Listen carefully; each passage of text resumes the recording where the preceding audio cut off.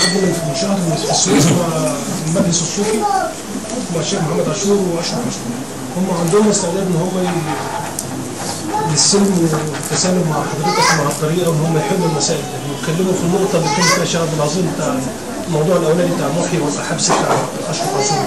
ايوه هم النهارده عندهم استعداد ان هم بيقدموا ايد السلم للشيخ. كيف الكلام ده مولانا؟ انت متاكد ان انت بتقول ده؟ ايوه مش احنا قعدنا معاهم من شهر وهم والمجلس الصوفي بالكامل بما فيهم محمد عاشور واشرف عاشور. في السويس عندنا من شهر كانوا موجودين في دعوه المولد من الموالد هنا كان الشيخ. واتقابلنا معاهم وهم عندهم استعداد يحلوا حل سلمي مع الطريق. هسه انا مستغرب، هسه الواحد يعني شكله مشي للمجلس الصوفي ومشي لنا ما عندنا معه مشكله. الواحد يقول ايه يعني؟ تكون دي اشاعات ولا نحن ظلمنا الناس ولا هم معلقين في مقام سيدي ابراهيم ورقتين اثنين على الحيط. اللي ممنوع البرهانيه ويعملوا حضراتنا ولا يذكروا ولا يعملوا، ومعلقين في سيدي احمد بلد ومعلقين في كل مكان ورايحين السويس يقولوا احنا عندنا استعداد. تصدق مين في الموضوع ده؟ اللي معلقينه رسمي ده على الحيطه وبتوقيع عاشور ومفرقينه في المساجد بتوقيع عاشور برضه ولا اللي قالوه في السويس؟ ده مش اللي انا سكه على العفور نتكلم معاهم. لو في سكه على العفور يعني ممكن نتكلم معاهم؟ هسه من الراجل اللي بيتكلم. الراجل اللي هسه لان انا ساعه منهم قالوا احنا ضربنا السهم بتاعكم وما جاش. سمعنا ساعه تقول انا ضربنا السهم وما جاش. احنا بنتكلم معاه. كان بيسمعني عم سوا غير.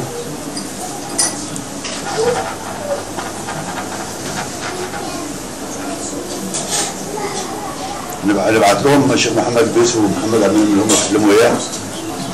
احنا يا عم الشيخ يعني انا مقتنع بانه احنا لو جمعنا ذات بيننا تمام وحدنا كلمتنا بقت واحده وهدفنا بقى واحد، بعد ده لو قلنا لاي باب بسم الله كده ينفتح ما عندنا مشكله. لكن احنا مشكلتنا انه نحن فيما بعضنا مجتمعين. احنا كلمتنا ما واحده، حتى هدفنا ذاته ما واحد يا مولانا. لا احنا من دلوقتي هدفنا واحد وماشيين وراكم وبنقول عليه هدفنا ما واحد.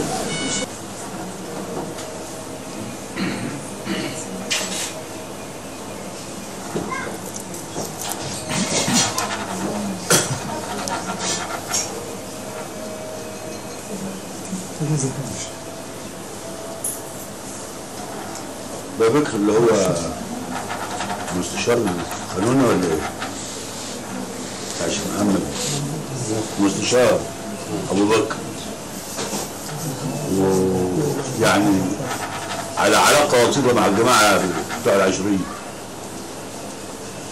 والنبيل لسه معينينه الشهر اللي قبل اللي فات عن الوجه البحري كله. خليفه الشيخ محمد عاشور عن الوجه البحري كله من اسكندريه وبورسعيد لحد مصر. ربنا يزيد ويبارك. النبيل بتاع القناطر ومعانا دول في الطريق، فانا بقول يعني هم يتكلموا بقى مع الشيخ محمد البيسي مع محمد عبد المنعم مع عاشور يشوفوه كده عاوز يقول ايه.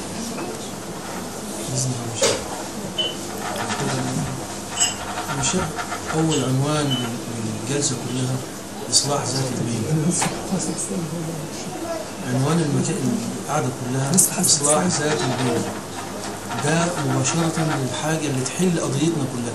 اما اذا كان على عاشور وغير عاشور والدوله والدنيا كلها، اذا ما كانش الواحد عنده عقيده في انه الشيخ قادر على انه يعمل كل حاجه يبقى مش مريد اساسا. من قال اني لست مالك امرها ذات احنا عايزين احنا اصلاح كلنا شيء كلنا الطريقه يعني يا عم الشيخ يعني حضرتك دي اول كلمه قالها الشيخ فؤاد. تدلنا حضرتك وده اللي كان المفروض نسأل على فيها اصلاح كتير. ذات البين يكون كيف؟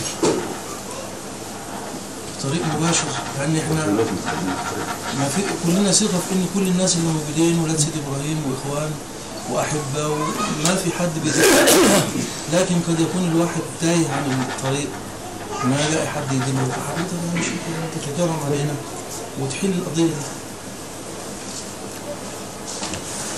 معلش بقى جزاك الله خير. حضرتك في الاول خالص ضربت مثل الحله والرز وكده. فعلا المثال ده يعني يكاد يكون حقيقه مش بل هو حقيقه.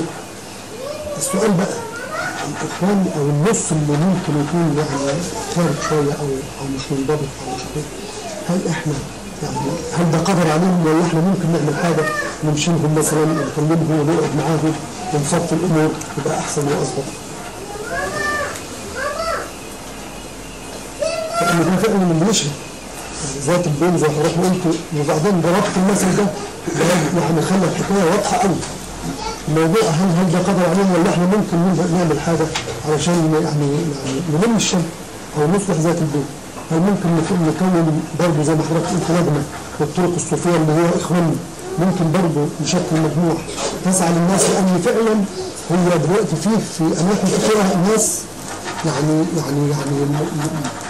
منحني عن الجمع خالص، قاعدين لوحدهم وبيعملوا يعني دروس لوحدهم ومحاضرات لوحدهم، ويعني فعلا يمكن بعضنا نشيلهم مره واثنين بس هم يعني الحكايه كبرانه في دماغهم شويه. انا عشان كده بسال المثل اللي حضرتك قلته ده واقع فعلا، بس الحل هل احنا ممكن نعمل زي ما بنعمل للطرق الثانيه اللي عند اخواننا؟ طب ما من باب اولى يعني اللي من جلدتنا او من دمنا، هل ممكن يا الشيخ نعمل حاجه في هذا المجال؟ نعم الشيخ مولانا شرطة قال إذا كان محكوم بحسن طيب فهو ده يصلح ذات البين. إذا كل واحد فينا جاب قلب سليم هو ده اللي بيفيدنا كلنا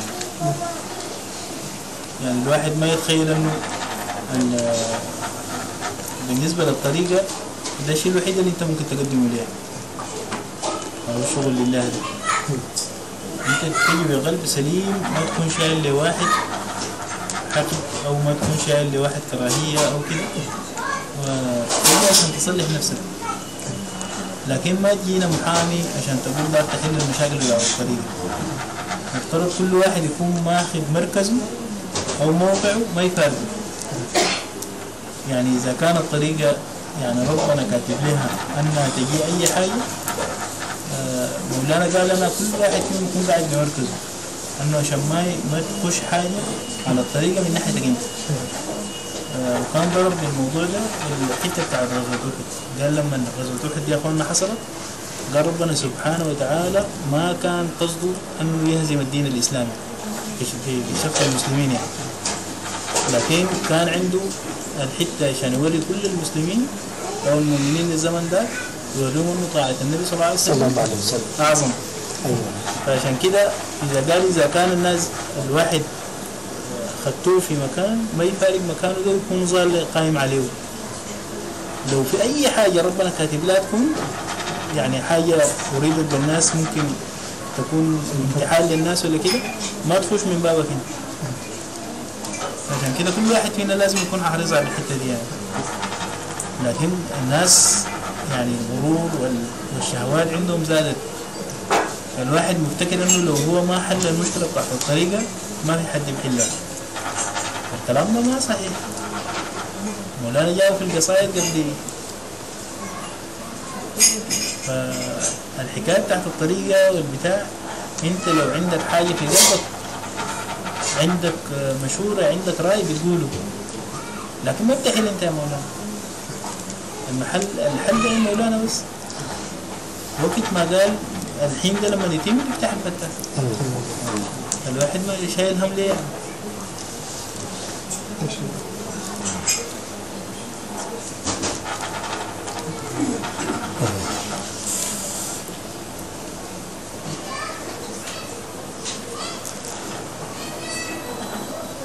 يعني احنا الشيء تقريبا الواحد الشيء اللي يجينا مننا المشايخ انه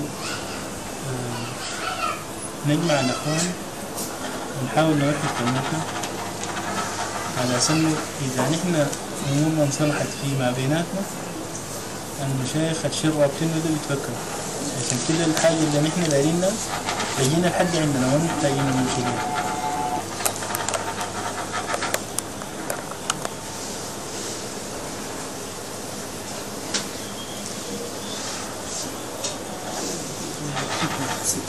عشان حكم ستة كانت الفترة اللي حصل سيدة الجعفرية لتوحيد الكلمة ستة. عشان قلت لهم ما فيش حد ياخد قرار في أي مكان أي حاجة يرجع للمسؤول نرجع للفقه يبقى اللي بيتكلم بس واحد بس باسم الأسياد مولانا الشيخ. ده اللي قلناه للكل وبنعيده تاني قدام مولانا.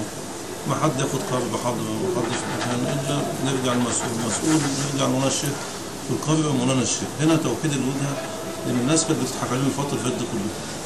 طريقة كل واحد بيتكلم زي ما الشيخ عمرنا عايز يحل الطريقة وده يحل مشكلة الطريقة. أنت ليك حاجة عندك موضوع عندك تحل ارجع للمسؤول ارجع لمولانا الشيخ قرار مولانا الشيخ. بتوحيد يبقى الحل من مكان واحد بس أو نظام واحد. لأن التصوف بيضحكوا علينا، الأمن بيضحك علينا مولانا. شايفين 10 15 بيتكلموا في اسم الطريقة اسم التصوف. فده عايز يتلغى كل زي ما مولانا الشيخ بيقول توحيد الكلمة. ومفيش واحد له كلمة في الطريقة إلا مولانا الشيخ. يبقى انت كمسؤول قوي في منطقه بترجع لمسؤول المنطقه بتاعتك، يبقى مسؤول مصر ترجع لمولانا الشيخ يبقى الكلام كله في كلمه. ده هو قصد مولانا الشيخ يبقى في توحيد الكلمه للطريقه واحد بس بيتكلم، الناس تحترمنا ووجهنا والمشايخ يمشوا الموضوع.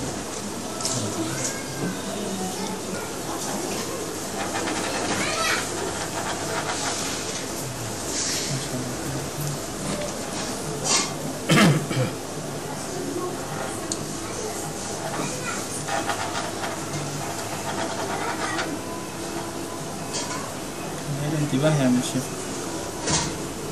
يعني ما شاء الله تبارك الله ما خلى لنا حاجة نحن محتاجينها ما ادانا بيها. بس ده من انتباه يعني الواحد يتغشى مرة واثنين وثلاثة حتى بعدين الناس تفيق شوية يعني إن شاء الله.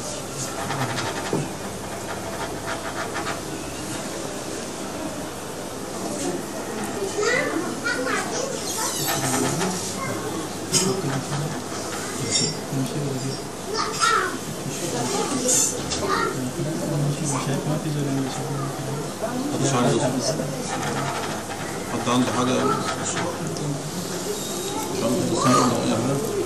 هو مش هو احنا جايين الأخ فتح الله بيقول لي كلام عشان يعني كلامه مش واضح دلوقتي. الشيخ فتح الله بيقول مطلعين عندهم إشاعة في الصعيد ومطلعين إشاعة في الصعيد إن مولانا بيتفق مع الشيخ محمد على عاشور عشان يحلوا مشكلة الطريقة وحاجات. الإشاعة دي راح عن طريق الأخ نبيل بتاع الأماكن. فكلامه أنا واضح جدا دلوقتي عشان بس ما يقولش يبقى فاهم الإخوان وحاجات زي كده إن مفيش أي حاجة. دلوقتي وأنا جاي الأخ فتح الله بيقول زي في الصعيد إن مولانا الشيخ محمد بيحل مشكلة الطريقة مع الشيخ محمد على عاشور. كلامنا عن طريق الأخ نبيل بتاع القناطر اللي قال نديله الخلاف على الواجبات. احنا فهمنا إن مفيش حاجة زي كده ومولانا قال لنا على الموضوع من أولها هنصلح أولا ازاي نبين وبعدين نرجع الموضوع ونصلح نفسنا. يعني إيه عاوزين إيه الإشاعات دي تموت في نفوس الإخوان. عملية حل المشكلة بتاع الطريقة وحل يعني الإخوان ما تشيلش نفسها بالإيه بالكلام ده. هو الموضوع ده خاص بمولانا الشيخ. احنا ما علينا ان احنا ايه نشوف احنا بنعمل ايه يعني عشان الكلام ده يتقطع في كل انحاء الجمهوريه. طالما في منطقه حقيقي هينتشر على مستوى الجمهوريه والكلام ده ملوش اي اساس. هو الاشاعات الواحد تقدر تعملها كيف الاشاعات؟ نعم. بالنسبه للاشاعات يعني انت بتقول انه ممكن الناس تلغي الاشاعات. لا يعني ما يجي اخ مثلا يقول لي حاجه زي كده. طيب الاشاعات دي تقدر تتحكم فيها كيف؟ الاشاعات نوعي اخواننا عم الشيخ. نعم؟ نوعي اخواننا يعني مثلا دي اشاعه انتشرت في الصعيد بتنتشر في كل انحاء الجمهوريه وهي مالهاش اي اساس. طيب ما انتوا كمسؤولين انتوا نفسكم كمسؤولين بتصدقوا الاشاعات؟ دي المشكله. احنا عاوزين نبدا من القاعده دي ان مفيش مجال للكلام ده وان الحل كله يبقى عن طريق واحد بس مسؤول مثلا من مصر العربيه ومولانا الشيخ. يبقى اي واحد عنده كلام في الموضوع ده ما يسمعش له خالص. انا بتكلم الكلام ده تأكيد للكلام اصلا وعدناه تاني ان هو توحيد الكلمه. انا مش بتكلم ماشي الشهوات بتاع مولانا ما انا فاهم الكلام ده. انا بقول لك اشاعه يعني اتقالت في الصعيد عرفت سببها ان الاخ نبيل الدول وخلاف عن وجه بحري هو اشاع انه بيحل المشكله مع مولانا مع الشيخ. طب احنا ايه نموت الاشاعات دي خالص ما لناش علاقه بيها زي مولانا قال بس.